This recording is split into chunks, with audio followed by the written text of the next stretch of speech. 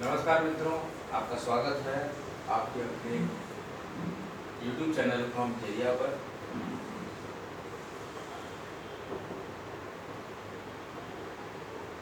जो भी विद्यार्थी नए हों कृपया चैनल को सब्सक्राइब कर दें। हम भारतीय संविधान एवं राजनीतिक व्यवस्था पर लेक्चर दे रहे हैं। अभी हम इसमें राजस्थान PCS ली का पेपर जो कि 1 अक्टूबर को हुआ था उसको सॉल्व करा रहा है, क्योंकि हम लोक सेवा आयोग की सारी भर्तियों पर विश्लेषित जानकारी और तैयारी के लिए संकल्पबद्ध हैं। इसके साथ ही साथ हम जुडिशरी और एडवोकेसी के भी महत्वपूर्ण विषयों पर आपको बहुत ही जल्द लेक्चर प्रोवाइड कराएंगे। लेकिन अभी हमारा लक्ष्य UPSC, MP PCS, SSC और उसके जितने भी अच्छे से अच्छे कंटेंट हैं उसको प्रोवाइड कराने का हम पूरा संकल्पबद्ध हैं कि विद्यार्थियों का सिलेक्शन हमारे चैनल से पढ़कर हो। पूर्णतः मुफ्त चैनल में चलाता हूं और हमारा प्रयास है कि बच्चे अच्छा से अच्छा करें, शिक्षा हर तक पहुंचे, शिक्षा के अभाव में कोई बालक न रह जाए, क्योंकि हम लोगों ने शिक्षा बहुत ही कठिनाई से प्राप्त की है। तो नहीं चाहते कि हर व्यक्ति को बहुत कठिनाई का सामना करना पड़े। और काफ़ी अच्छा होता है कि जब आप शिक्षा को बांट सकें, डिस्ट्रीब्यूट कर सकें अपने सहपाठियों के, अपने मित्रों के बीच में, अपने एस्पिरेंट्स के बीच में, कम्पीटर्स के बीच में, बहुत ही अच्छा होता है। तो कुछ ऐसा ही हमारा संकल्प है। तो आप लोग सिर्फ सपोर्ट करिए, सब्सक्राइब करिए। हम अपने पूरे ज्ञान को आपके समक्ष रख देंगे। हमारी पॉलिटी कॉन्स्टिट्यूशन का बहुत ही synthesise, analytical, well behaved researcher model में ऐसा कार्य कर रहे हैं कि हम हर तरीके से आपको UPSC लेवल का, PCS लेवल का, जुडिशरी लेवल का, एडवोकेसी लेवल का और दैनिक जो भी मेरी जानकारियों से संबंधित सारा कुछ आपको प्रोवाइड करेंगे सिर्फ एक प्लेटफॉर्म थेरिया पे। अभी हमारा पूरा टारगेट UPSC और MP PCS है। आइए तो आज हम ये RS के कुछ पेपर के और क्वेश्चंस पर बढ़े हैं। 90 क्वेश्चन नंबर पे हम आ गए हैं। 90वां क्वेश्चन कि भारत के कौन से क्षेत्र उत्तरी पूर्व मानसून से वर्षा प्राप्त करते हैं? तमिलनाडु तट, गुजरात तट, दक्षिणी आंध्र प्रदेश, दक्षिणी पूर्व कर्नाटक। अब इसमें से कौन कौन से क्षेत्र जो है उत्तर पूर्वी मानसून से वर्षा प्राप्त करते हैं? तो देखिए, ये पहला ऑप्शन है A, C और D। A, C and D, देखिए आपको दिखाई दे रहा है A, C and D, A, B, C and D, A, B and C, B, C and D। अनुत्तरित प्रश्न। तो कौन से उत्तर पूर्वी मानसून से वर्षा प्राप्त करते हैं क्षेत्र? देखिए, तमिलनाडु तट, गुजरात तट, दक्षिणी आंध्र प्रदेश और दक्षिणी पूर्व कर्नाटक में से। तो देखिए, सही उत्तर जो मैं बता रहा हूं, पहला ऑप्शन देखिए A, C और D सही है कि A, B, C और D सही है, कि A, B और C सही है, B, C और D सही है। तो A है तमिलनाडु तट, तो ये तो प्राप्त करता है उत्तर पूर्वी मानसून से वर्षा। फिर B है गुजरात तट, ये उत्तर पूर्वी मानसून से वर्षा नहीं प्राप्त करेगा। आप मैप देख लीजिए इंडिया का। दक्षिणी आंध्र प्रदेश भी प्राप्त करता है उत्तरी पूर्वी मानसून से वर्षा, और दक्षिण पूर्व कर्नाटक भी प्राप्त करता है उत्तरी पूर्व मानसून से वर्षा। तो A, C और D करेक्ट है। तो तमिलनाडु तट, दक्षिणी आंध्र प्रदेश और दक्षिणी पूर्व कर्नाटक का जो हिस्सा है वो उत्तर पूर्वी मानसून से वर्षा प्राप्त करता है। क्वेश्चन नंबर 90 का ऑप्शन 1 करेक्ट है, जिसमें कि A, C और D ऑप्शन सही है। अब हम क्वेश्चन नंबर 91 करते हैं। क्वेश्चन नंबर 91 कहता है, कौन सुमेलित है?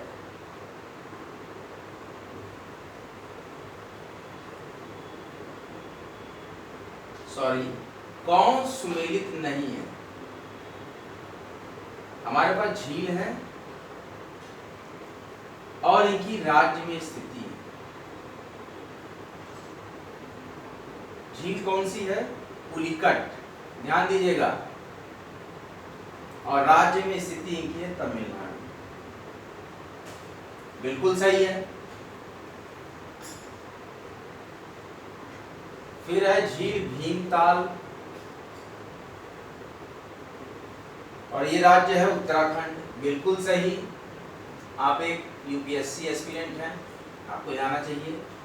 तीसरा ऑप्शन है रूपकुंड। आपको गलत ऑप्शन बताना है, कौन सा नहीं है करेक्ट। और हमारे पास है हिमाचल प्रदेश, तो रूपकुंड हिमाचल प्रदेश में नहीं है, तो ये ऑप्शन सही होगा। चलिए आगे का और ऑप्शन भी देख लेते जो दिया क्वेश्चन में। लोकटक, लोकटक झील बहुत ही फेमस है, जो कि मणिपुर में है, बहुत सही। और पांचवा ऑप्शन है, जैसा कि इस बार से ऐड हुआ है, अनुत्तरित प्रश्न। कौन सुमेलित नहीं? पुलिकट झील तमिलनाडु में, भीमताल झील उत्तराखंड में, रूपकुंड झील हिमाचल प्रदेश में, लोकटक झील मणिपुर में। देखिए रूपकुंड झील हिमाचल प्रदेश में नहीं है। रूपकुंड झील थर्ड ऑप्शन, 91 का थर्ड ऑप्शन करेक्ट, सही आंसर होगा थर्ड ऑप्शन कि सुमेलित नहीं है, कि रूपकुंड हिमाचल प्रदेश में नहीं है।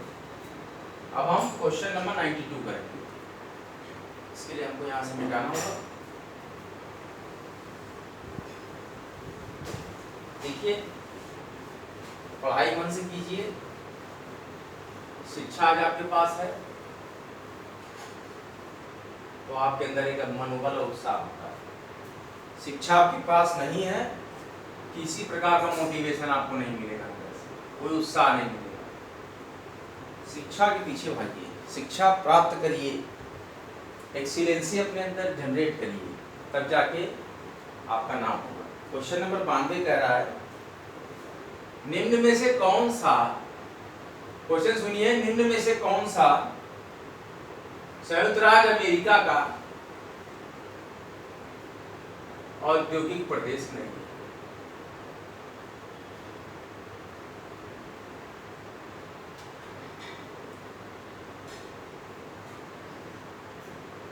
Question mark. निम्नलिखित में से कौन सा संयुक्त राज्य अमेरिका का औद्योगिक प्रदेश नहीं है? बहुत ही सरल होगा, आप बराबर अगर पढ़ते हैं ये न्यूज़पेपर तो क्या है, ग्रेट कान्हा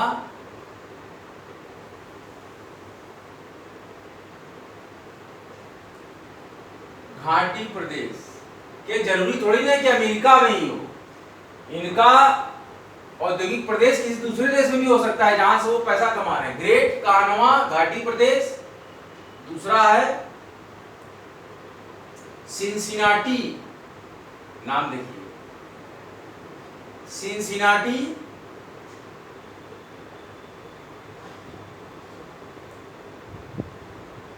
इंडियाना पोलिस प्रदेश, देखिए आया ना, इंडियाना, इंडिया से संबंधित इंडियाना, तो देखिए सिनसिनाटी इंडियाना पोलिस प्रदेश, यहाँ पे इन्वेस्टमेंट किया है अमेरिका ने, औद्योगिक क्षेत्र है, औद्योगिक प्रदेश है इसका। और ग्रेट कान्हा घाटी प्रदेश है कि मिशिगन झील प्रदेश है, ध्यान दीजिए मिशिगन झील आपको याद होगा, बहुत ही फेमस झील रही है जो हम लोग भूगोल में पढ़ते थे। और चौथा ऑप्शन है मिडलैंड्स प्रदेश,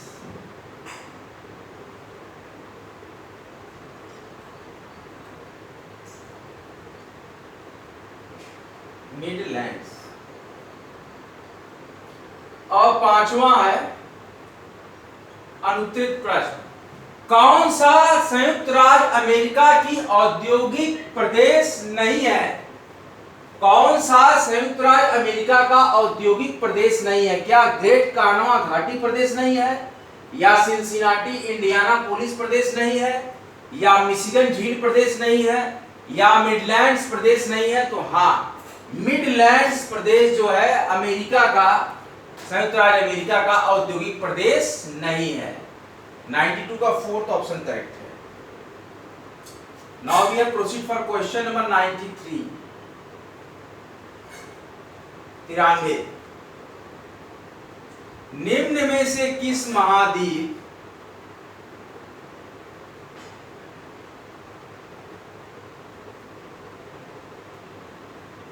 में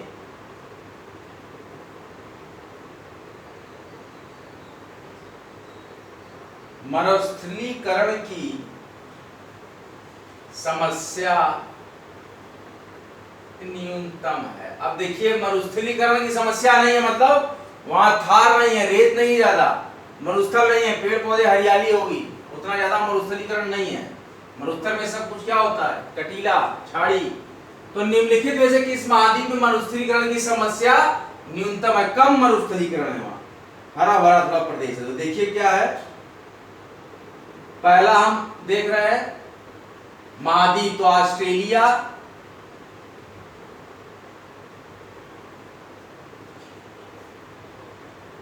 क्या यूरोप में न्यूनतम है, और क्या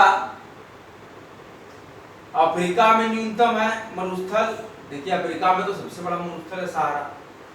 और चौथा अगर देख लें, क्या एशिया में न्यूनतम है, लेकिन एशिया में भी तो मरुस्थल है हमारे पास, राजस्थान भी इतना बड़ा थार का इलाका है।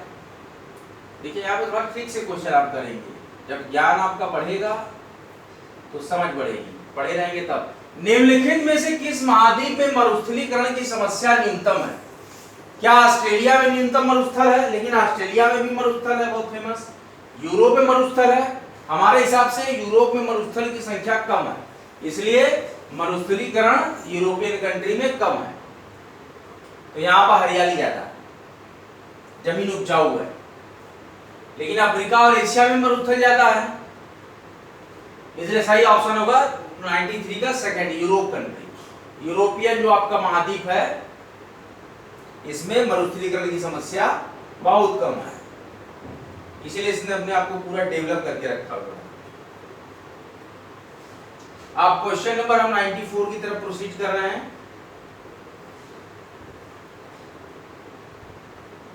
कथन पर विचार कीजिए, कथनों पर विचार कीजिए। ये कुछ निम्नलिखित कथन दिए जा रहे हैं, तो विचार करने जा रहे हैं हम। पहला कथन हमारे पास है, कश्मीर हिमालय, कश्मीर हिमालय, जो हिमालय कश्मीर में पड़ता है, उसमें करेवा नाम का निर्माण के लिए प्रसिद्ध। क्या ये सही है? यही प्रश्न यहां पर अभी आया होगा। कहा जा रहा है कि कश्मीरी हिमालय, जो हिमालय का हिस्सा कश्मीर में पड़ता है, वहां करेवा निर्माण के लिए प्रसिद्ध है, या बी ऑप्शन कह रहा है, ये ऑप्शन था, ये ऑप्शन ए है। निम्नलिखित कथनों पर विचार कीजिए। निम्न कथन में पहला कथन हमने कहा कि कश्मीर हिमालय करेवा निर्माण के लिए प्रसिद्ध है। दूसरा कहा जा रहा है नालागढ़, नालागढ़, ध्यान दीजिए, नालागढ़ दून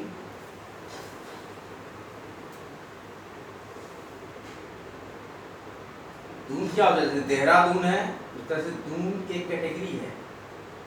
तो नालागढ़ दून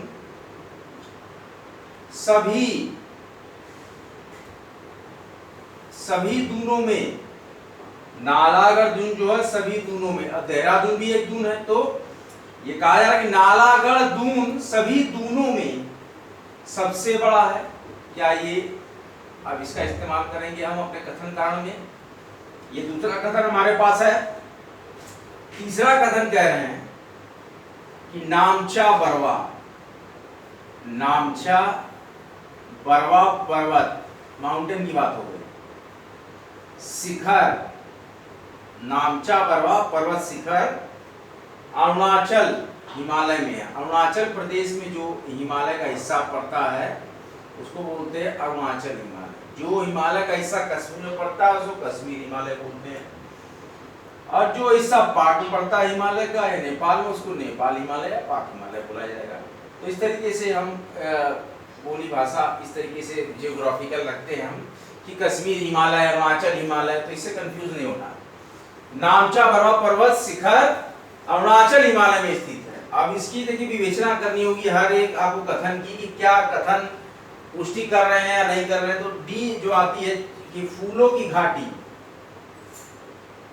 बहुत ही फेमस क्वेश्चन जो कि हमेशा लोक सेवा आयोग की परीक्षाओं में आता है। फूलों की घाटी हिमाचल और उत्तराखंड, बहुत ही सुंदर स्टेट है। फूलों की घाटी हिमाचल और उत्तराखंड हिमालय, अब देखिए हिमाचल और उत्तराखंड के हिमालय में स्थित है, मतलब दोनों क्षेत्र में जो हिमालय का हिस्सा पड़ता है क्या उसमें स्थित है। अब ये चारों हमारे पास पॉइंट आ गए। निम्नलिखित कथनों पर विचार कीजिए। पहला कथन है कि कश्मीर हिमालय करेवा निर्माण के लिए प्रसिद्ध है। दूसरा कथन है नालागढ़ दून सभी दूनों में सबसे बड़ा है।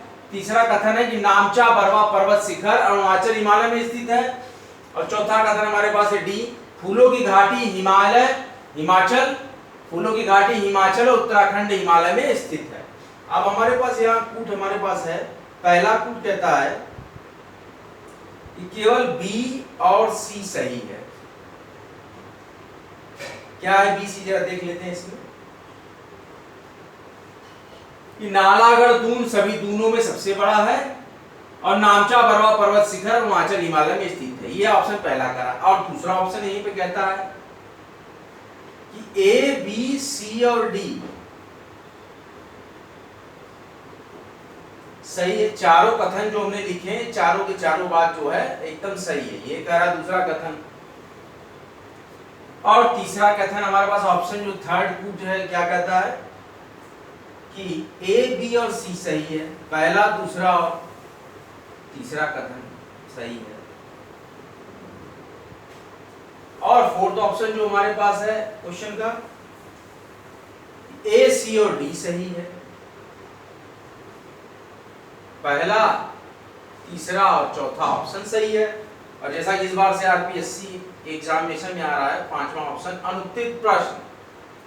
क्या है प्रश्न अनुत्तरित? निम्नलिखित कथनों पर विचार कीजिए। क्वेश्चन नंबर 94 है। निम्नलिखित कथनों पर विचार कीजिए कि कश्मीर हिमालय करेवा निर्माण के लिए प्रसिद्ध है। दूसरा कथन कहता है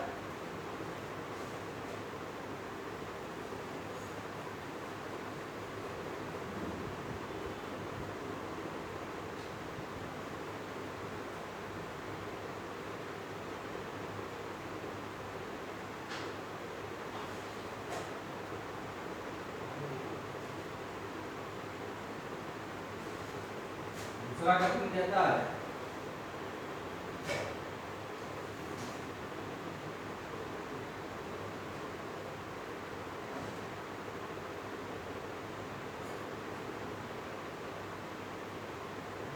हमारे पास है क्या कश्मीर हिमालय करेवा निर्माण के लिए प्रसिद्ध है। दूसरा कथन कहता है नालागढ़ दून सभी दूनों में सबसे बड़ा है। और वही तीसरा कथन कहता है कि नामचा बरवा पर्वत शिखर। कौन सा पर्वत शिखर? ध्यान दीजिए, नामचा बरवा पर्वत शिखर अरुणाचल हिमालय में स्थित है। क्या ये सही है? या फूलों की घाटी हिमाचल और उत्तराखंड हिमालय में स्थित है। हिमाचल और उत्तराखंड के हिमालय में, दोनों के ही हिमालय में स्थित है फूलों की घाटी। तो सही ऑप्शन जो मुझे लग रहा है क्वेश्चन नंबर 94 का फोर्थ ऑप्शन है। ए भी सही है, सी भी सही है, डी भी सही है। पहला तीसरा और चौथा। कश्मीर हिमालय करेवा निर्माण के लिए प्रसिद्ध है। नामचा बरवा पर्वत शिखर अरुणाचल हिमालय में स्थित है। और फूलों की घाटी हिमाचल और उत्तराखंड हिमालय में स्थित है। ये रहा 94। 92 क्या था कि कौन सा संयुक्त राज्य अमेरिका का औद्योगिक प्रदेश नहीं है। तो मिडलैंड्स प्रदेश जो चौथा ऑप्शन था 92 का, ये सही था कि अमेरिका का औद्योगिक प्रदेश नहीं है। अब क्वेश्चन नंबर 93 क्या कह रहा था कि निम्न में से महाद्वीप में मरुस्थलीकरण की समस्या न्यूनतम है। मरुस्थलीकरण की समस्या न्यूनतम किसमें, किस महाद्वीप में? तो सीधे मारिए यूरोप। यूरोप सही ऑप्शन होगा 93 का सेकंड। अरे 94 का फोर्थ ऑप्शन। पहला तीसरा चौथा ये सही। कि कश्मीर हिमालय करेवा निर्माण के लिए प्रसिद्ध है। करेवा निर्माण के लिए कौन प्रसिद्ध है? कश्मीर का हिमालय। और नामचा बरवा पर्वत शिखर अरुणाचल के हिमालय क्षेत्र में है। और फूलों की घाटी जो है हिमाचल और उत्तराखंड दोनों के हिस्से में जो हिमालय आता है उन दोनों के हिमालयों में स्थित है कौन? फूलों की घाटी। तो पहला, तीसरा और चौथा। और दूसरा जो दिया है कि नालागढ़ दून सभी दूनों में सबसे बड़ा है, तो नहीं, नालागढ़ दून सभी दूनों में सबसे बड़ा नहीं। क्वेश्चन नंबर 94 का फोर्थ ऑप्शन करेक्ट है। आज हमने 94 क्वेश्चन तक कर लिया। 90, 91, 92, 93, 94 हम पूरा कॉन्सेप्ट क्लियर करके चलेंगे, ज़्यादा हड़बड़ी नहीं पढ़ेंगे, हम पूरे कॉन्सेप्ट को पढ़ेंगे और अच्छे से करेंगे।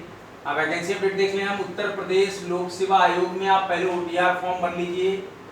जब भी आप review officer, assistant review officer को फॉर्म को भरेंगे तो पूछेगा कि OTR आपने भरा है यस या नो। तो अगर आप नो कर देंगे तो OTR रजिस्ट्रेशन करना होगा। बिना OTR नंबर लिए आप ये फॉर्म उत्तर प्रदेश लोक सेवा आयोग की साइट पे कोई भी फॉर्म नहीं भर पाएंगे। इसलिए one time registration, OTR one time registration करके ही आप फॉर्म भर पाएंगे। Uttar Pradesh public service commission review officer and assistant review officer examination 2023 which advertised for 411 vacancies, in which the review officer plain graduate vacancy is 322 and assistant review officer plain graduate vacancy is 42 and the full vacancy is 411, in which all type of ROs and all type of AROs, her stream के लिए, commerce के लिए, law के लिए, legal measurement, physics के लिए, सारा मिलाकर जो बंच है ये एग्जामिनेशन का, पूरी वैकेंसीज का 411 है। जिसमें कि प्लेन ग्रेजुएट के लिए, सिंपल ग्रेजुएट 322 सीट है RO की, और सिंपल ग्रेजुएट ARO की सीट लगभग 44 है। इसका भी स्पेशल, जैसे कि कॉमर्स का ARO, इकोनॉमिक्स का ARO,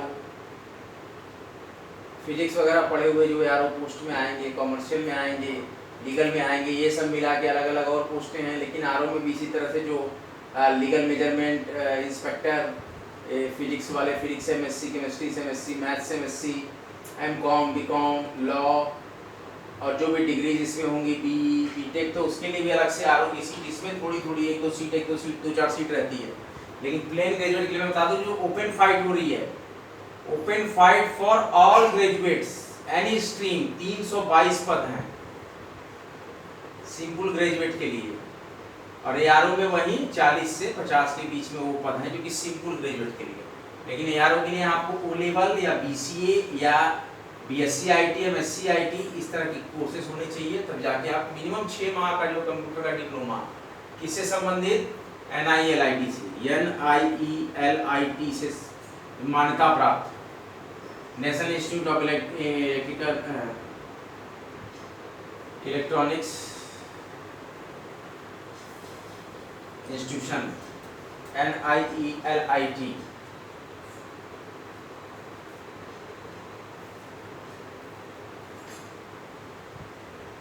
national institute of electronics information technology, नीलेट जिसको बोलते हैं। तो इस तरीके से आज का सेशन कैसा रहा राजस्थान विशेष प्री पेपर का, आप बताइएगा, लिखिएगा, अपने अनुभव को बताइएगा। आगे हम कोशिश कर रहे हैं कि जुडिशियल के भी कुछ लेक्चर्स 5-6 महीने बाद स्टार्ट करेंगे। अभी हमारा पूरा फोकस UPSC पे है और MP PCS के एग्ज़ाम पे है, और यूपी का जो रिव्यू ऑफिसर एग्जाम है, असिस्टेंट रिव्यू ऑफिसर, इस पे हम कुछ ऑटोमेटिक भी आपको कराएंगे बीच में, जो RO के लिए जरूरी होगा। मिलते हैं अगले लेक्चर में।